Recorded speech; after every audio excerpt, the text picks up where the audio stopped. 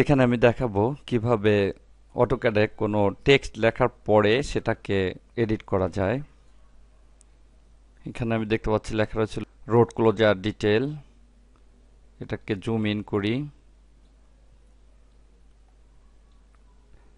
আমি এখানে এটাকে চেঞ্জ করে লিখব সাইড ডিটেল। টেক্সট এডিট করার জন্য লেখার উপরে গিয়ে ডাবল ক্লিক করতে হয়। আমি এখানে ডাবল ক্লিক করলাম। এবার এখানে লিখে দেই সাইড, লেখা হলো সাইড ডিটেল। এবার এখানে এন্টার, আবার এন্টার। এটাকে প্যান করি নিচের দিকে। এখানে দেখতে পাচ্ছি লেখা রয়েছে এলিভেশন ভিউ। এখানে ডাবল ক্লিক করি। এখানে লিখে দেই প্ল্যান ভিউ। Enter, enter. তাহলে এটা চেঞ্জ হয়ে গেল। এবার মাল্টিলাইন টেক্সটটাকে কিভাবে এডিট করতে হয়, এখানে ডাবল ক্লিক করি।